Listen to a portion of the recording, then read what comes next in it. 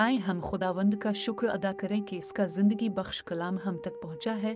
तो प्लीज़ मेरे YouTube channel आओ चली मसीह की तरफ को सब्सक्राइब करें, वीडियोस को लाइक, कमेंट्स और शेयर ज़रूर करें। बाइबल मुक़द्दस में से आज का मज़मून, खुदा का हुक्म और लोगों के उसूल। तब चंद फरीसी और मुअल्लिमीन शरीयत यरूशलेम से यीशु के पास आए और कहा, तुम्हारे मानने वाले हमारे अजदाद के उसूल और रवायात की इताअत क्यों नहीं करते? और पूछा कि तेरे शागिर्द खाना खाने से कब्ल हाथ क्यों नहीं धोते? यीशु ने कहा, तुम अपने उसूलों पर अमल करने के लिए खुदा के अहकाम की खिलाफ वर्जी क्यों करते हो? खुदा का हुक्म है कि तुम अपने माँ बाप की तज़ीम करो। दूसरा हुक्म खुदा का यह है कि अगर कोई अपने बाप अपनी माँ को जलील और रुस्वा करे तो उसे कत्ल कर दिया जाए। लेकिन अगर एक आदमी अपने माँ बाप को ये कहे कि तुम्हारी मदद करना मेरे लिए मुमकिन नहीं क्योंकि मेरे पास हर चीज़ खुदा की बढ़ाई के लिए है, तो फिर माँ बाप की इज्जत करने की कोई ज़रूरत नहीं। तुम इस बात की तालीम देते हो कि वो अपने माँ बाप की इज्जत न करे।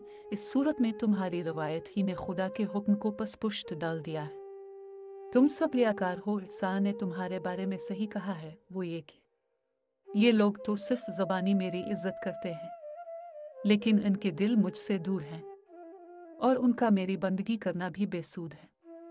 इनकी तालीमात इंसानी उसूलों ही की तालीम देते हैं। यीशु ने लोगों को अपने पास बुलाया और कहा, मेरी बातों पर गौर करो और उन्हें समझो। कोई आदमी अपने खाने पीने वाली चीज़ों से नापाक व गंदा नहीं होता, बल्कि उसने कहा, इसके मुंह से जो भी झूठे कलिमात निकले वही इसको नापाक कर देते हैं। तब शागिर्द यीशु के करीब आकर इससे कहने लगे, क्या तुम जानते हो कि तुम्हारी कही हुई बात को फरीसी ने सुनकर कितना बुरा माना है? यीशु ने जवाब दिया, आसमानों में रहने वाले मेरे बाप ने जिन पौधों को नहीं लगाया वो सब जड़ समेत उखाड़ दिए जाएंगे। और कहा कि फरीसी को परेशान ना करो, इसे अकेला रहने दो, वो खुद अंधे हैं और दूसरों को रास्ता दिखाना चाहते हैं। इसलिए कि अगर अंधा अंधे की रहनुमाई करे तब तो दोनों गले में गिर जाएंगे। तब पतरस ने कहा, जो तूने पहले लोगों से कहा है इस बात की हमसे वजाहत कर। यीशु ने उनसे कहा, क्या तुम्हें अब भी ये बात समझ में नहीं आती?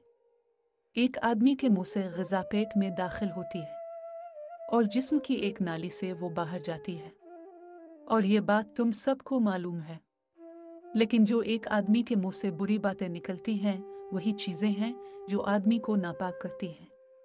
और आदमी के दिल से बुरे ख्यालात, कत्ल, ज़िनाकारी और हिरामतकारी, चोरी, झूठ और गालियाँ निकल आती हैं। ये तमाम बातें आदमी को नापाक बना देती हैं। और कहा, खाना खाने से पहले अगर हाथ न धोया जाए तो इससे आदमी नापाक नहीं होता।